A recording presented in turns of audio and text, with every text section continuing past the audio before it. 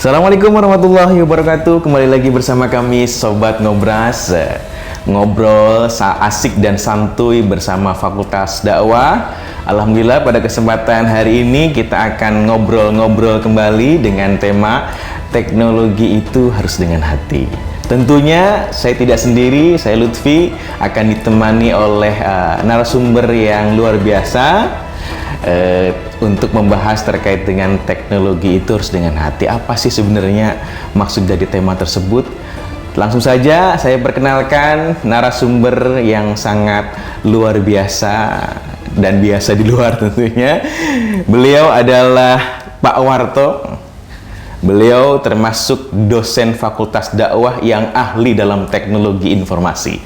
Tentunya program studinya komunikasi penyiar Islam. Jadi beliau itu sudah tidak diragukan lagi penguasaan teknologinya. Bahkan mungkin hatinya sudah begitu lembut dalam menggunakan teknologi. Jadi ini adalah tema yang sangat pas dan cocok akan dibahas tuntas dan lugas kemudian tegas oleh narasumber kita. Selamat sore Pak Warto. Selamat sore Mas Lutfi. Gimana kabarnya Pak Warto? Sehat ya? Sehat. Mantap. Beliau adalah Pak Warto, dosen komunikasi penyiaran Islam tentunya, sekaligus pendekar teknologi lah ya. Kalau di sini kita sering menyebutnya pendekar jurnal ya.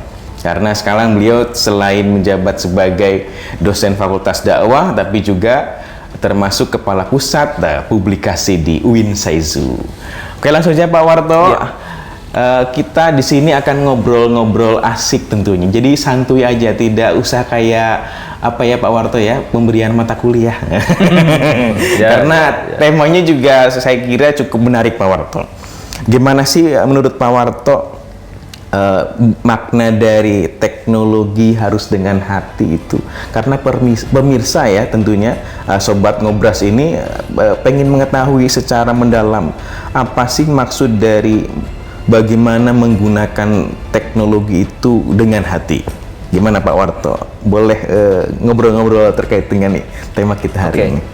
Terima kasih Mas Lutfi. Jadi terkait dengan tema yang diberikan atau tema sore hari ini tentang teknologi dengan hati nurani, itu sebenarnya adalah ada satu hal penting yang memang perlu kita pahami. Yang namanya teknologi, sekali lagi di sana adalah alat ya. Teknologi itu alat. Nah, maka bagaimana kemudian kita menggunakan alat itu ya, bagaimana kita menggunakan media teknologi itu ya, tentunya kita harus mengutamakan hati. Kita harus mengutamakan hati, kita pertimbangkan berbagai hal, karena yang namanya alat itu ketika dipegang oleh orang yang baik tentunya akan menjadi baik juga ya. Ketika kemudian alat itu digunakan atau dimanfaatkan oleh orang yang tidak baik, tentunya akan dimanfaatkan secara tidak baik juga. Saya kira sih seperti itulah secara umum. Berarti bagaimana sih sebenarnya menggunakan alat yang kita kuasai dalam bingkai teknologi itu dengan nuansa baik ya? Iya, betul. Baik itu bisa dikatakan mampu memberikan kemanfaatan dan kemaslahatan bagi individu maupun kelompok khususnya. Oh, berarti kita bisa langsung tarik nih Sobat Ngobras sekalian. Ternyata teknologi itu punya nuansa dakwah Pak Warto. Oh, iya. Wah, ini karena pasti. Kita kan narasumber kita kan jelas pasti. Ini. Tidak hanya kompetensi teknologinya yang unggul, tapi harus punya nilai-nilai dakwah yang bisa dikembangkan. Kira-kira Pak Warto punya nggak pengalaman terkait dengan bagaimana sih menggunakan teknologi di zaman ini, di zaman sekarang, di generasi Z, bahkan mungkin generasi milenial memanfaatkan teknologi? Karena banyak generasi-generasi sekarang tuh, walaupun mereka masih muda atau bahkan mungkin mereka masih remaja, tapi mereka sudah mampu menguasai berbagai teknologi. Bahkan sekarang arus teknologi di Indonesia itu cukup meningkat ya. Bagaimana Pak Warto menanggapi itu? Yang pertama memang untuk anak-anak yang milenial, anak-anak muda sekarang atau anak kecil bahkan gitu ya, atau bahkan balita, untuk saat ini literasi teknologinya itu sudah sangat bagus gitu ya. Bahkan mereka itu ketika dikasih gadget, dikasih media digital itu ya, nah mereka itu seolah-olah sudah instingnya itu sudah jalan gitu. Dikasih gadget, dikasih HP itu mereka udah bisa tahu ini apa, dan mereka nggak takut untuk mencoba-coba. Beda dengan generasi-generasi yang terdahulu. Nah, bahkan dikasih kolonial gadget, ya Pak, generasi kolonial. Generasi kolonial beda dengan generasi milenial. Nah, kalau generasi kolonial itu ya boro-boro mau megang gitu ya. Nah, ini maksudnya apa juga bingung. Kan gitu. Nah, itu perbedaan itu yang saya kira kecenderungan yang terjadi sekarang pada anak milenial itu sangat familiar sekali dengan gadget. Nah, kemudian dengan kefamiliaran itu, kalau kemudian kita arahkan ke pemanfaatan yang baik, nah tentunya itu nanti akan bisa memberikan banyak pengetahuan, ya, kemudian hal-hal yang positif kepada anak tersebut.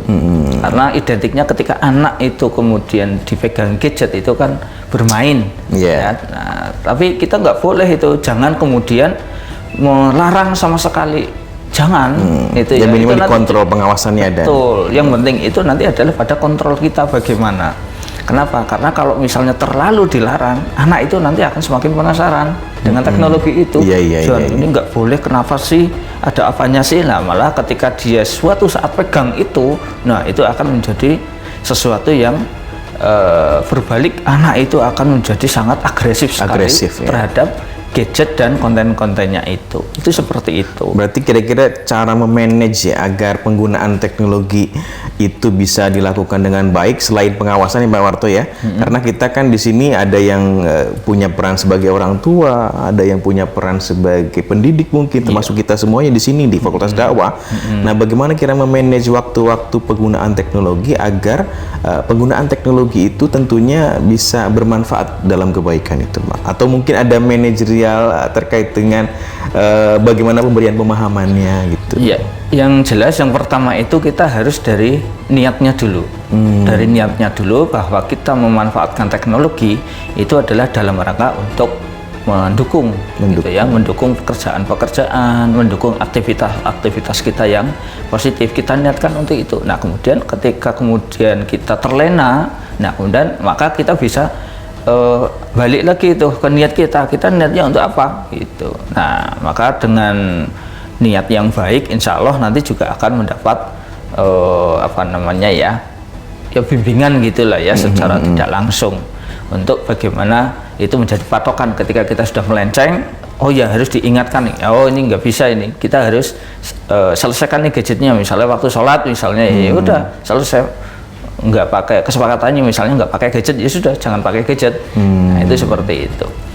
Oh, berarti misalkan kalau kita berperan sebagai orang tua, kita harus benar-benar menetapkan waktu. Misalkan kalau ada di beberapa cerita yang saya dengar ya Pak Warto nih, untuk memegang gadget usia misalkan usia di bawah 10 tahun, itu biasanya mereka megang gadget tuh weekend. Tapi kan sangat jarang juga yang menetapkan itu. Bahkan mungkin gadget itu bisa menjadi salah satu alternatif untuk membuat mereka diam misalkan, untuk membuat mereka anteng misalkan. Apalagi anak-anak kecil sekarang ya Pak Warto ya, dengan kesibukan orang tuanya, dengan mungkin banyak aktivitas orang tuanya dan lain sebagainya. Saya kira kadang-kadang teknologi seperti ini sering salah artikan dan disalahgunakan Pak Warto.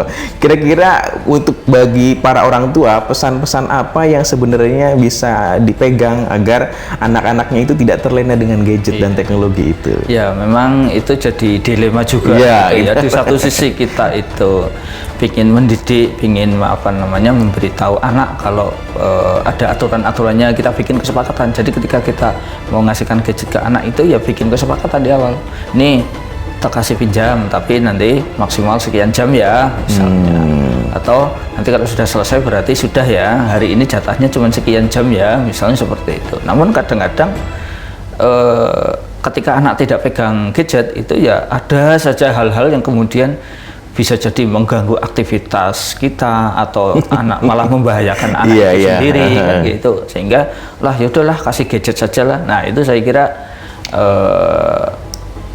pertimbangan hati nurani di situ menjadi penting. Bagaimana untuk kemudian kita bijak, kita tidak terlalu melarang, kita juga tidak terlalu membiarkan. Nah, di sana ada tarik ulurnya. kita yang bisa menilai, kita yang bisa mengukur kapan anak itu kemudian selesai menggunakan gadget, kapan anak itu kita kita berikan gadgetnya. Nah, kemudian hak aksesnya apa-apa saja. Nah, itu nanti termasuk juga perlu memantau histori itu kan, di historinya apa saja yang kemudian mereka kunjungi, mereka lihat. Berarti kan ada proses pengawasan sebagai orang tua juga Pak waktu di sana. Iya, termasuk kalau untuk anak. Berarti kita sebagai orang tua juga dituntut untuk lebih pintar lagi menggunakan teknologi informasi karena anaknya masih lebih pintar Pak Wato. Iya, betul. Nah, ini karena kita sudah bersama media narasumber, kira-kira bagaimana sih tips agar para orang tua yang mungkin awalnya buta teknologi menjadi melek teknologi Pak Wato kira-kira? Ya, belajar. Belajarnya otodidak harus gitu ya? Belajar. Iya, terpaksa harus memaksakan diri belajar karena ada orang tua yang memang jadi dalam tanda kutip terpaksa punya akun medsos, punya Instagram, punya TikTok, punya segala macam itu ya, yang anak-anak muda itu ya dalam rangka itu salah satunya.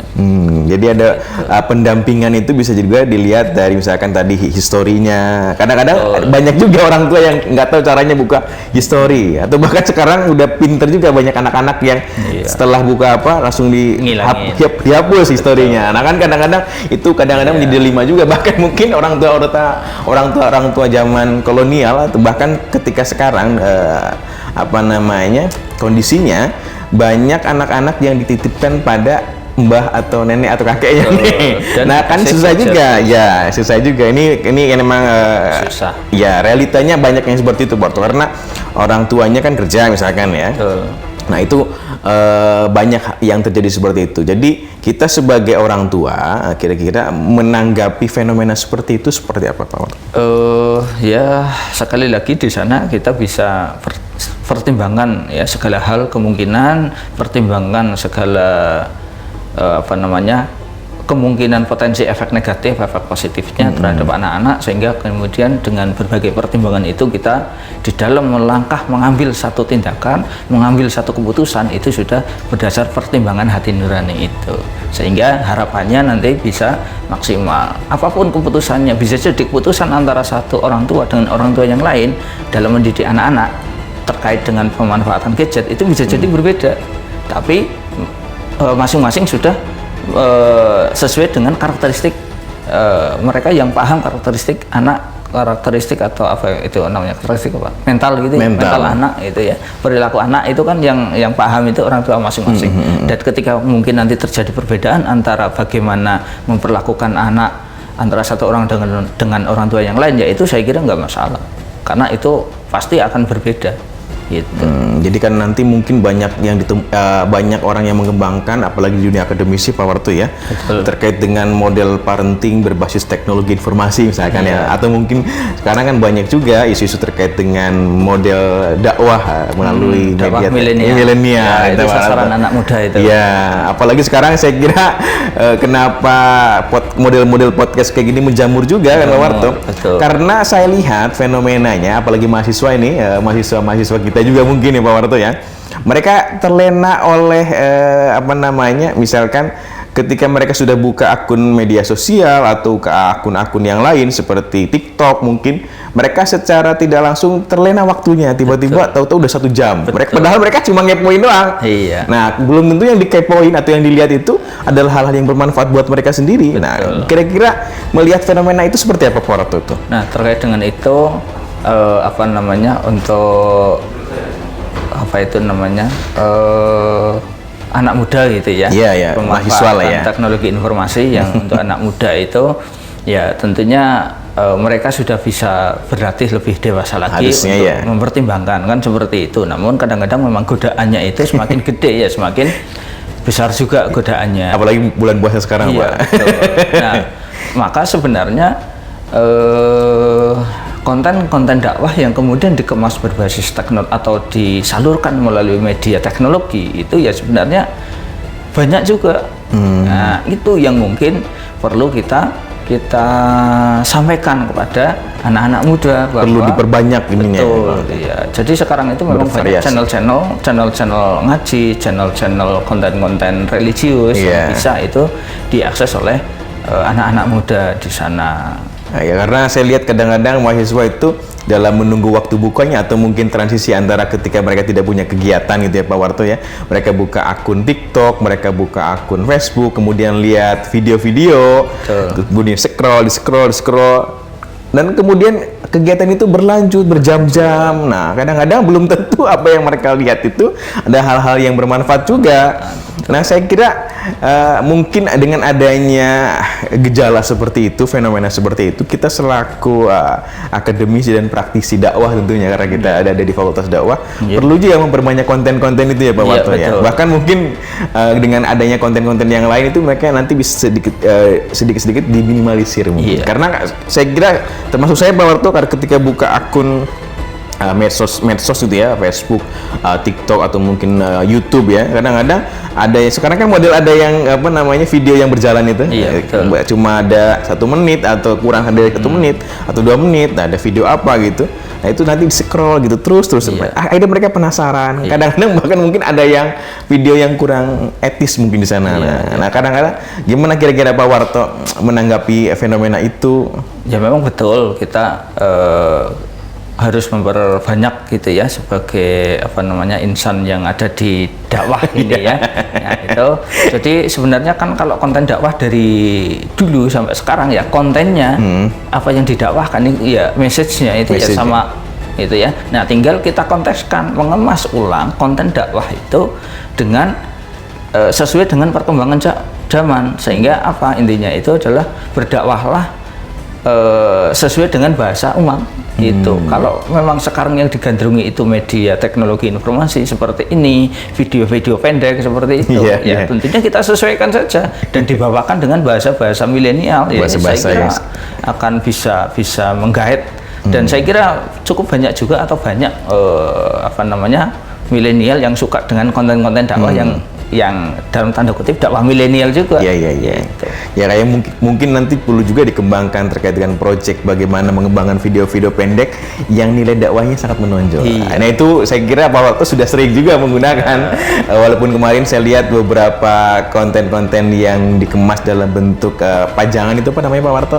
Poster gitu ya. Kan itu kan punya nilai-nilai dakwah juga. Betul. Nah nanti mungkin perlu juga Pak Warto punya proyek yang perlu dikembangkan terkait dengan poster digital yang nanti bisa ditayangkan di medsos kayak Instagram, TikTok, atau mungkin video-video pendek Pak Warto. Video pendek bisa juga. Nah itu kan jadi dan tentunya ketika membuat konten-konten itu baik yang digital atau mungkin yang apa namanya gambar dan sebagainya itu kan semuanya harus dipertimbangkan hati nuraninya. Jangan sampai ada yang merasa terprovokasi, jangan sampai ada yang merasa terdiskriminasi mungkin, bahkan mungkin tersudutkan atau menyinggung. Nah, itu mungkin maksud dari penggunaan teknologi informasi dengan hati itu harus mempertimbangkan nilai-nilai nurani ya Pak. Iya, betul.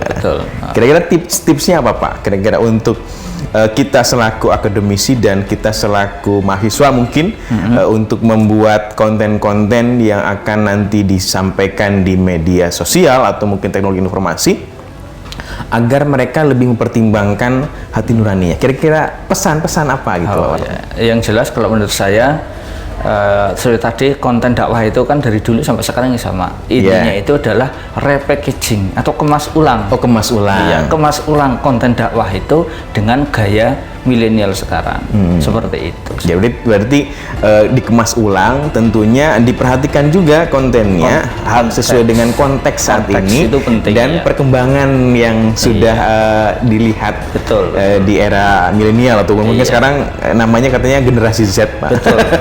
Nah, yang kedua tadi adalah konteks. Jadi harus dikontekskan dengan era sekarang ini. Trennya kemana ya Pak Warto? Oke, saya kira ternyata waktu sudah berjalan cukup lama Pak Warto. Katanya tadi kalau baru sebentar. Katanya tadi kalau terlalu lama, kalau misalkan konten-konten yang serius itu biasa jadi nanti langsung di-scroll Pak Warto. Gitu ya. Betul. Jadi langsung saja kepada intinya, Pak Warto silahkan ngambil satu statement terakhir agar para pendengar atau pada sobat ngobras sekalian yang sudah memantau aktivitas ngobrol dan asik kemudian santuy Fakultas Dakwah kita itu lebih bisa mengambil ibroh, mengambil hikmah ternyata untuk menggunakan teknologi itu harus dengan hati. Satu statement atau bahkan mungkin kesimpulan dari tema tersebut. Ya. Baik pemirsa sekalian, pemirsa Ngobras ya, ngobrol asik dan santuy bersama Fakultas Dakwah.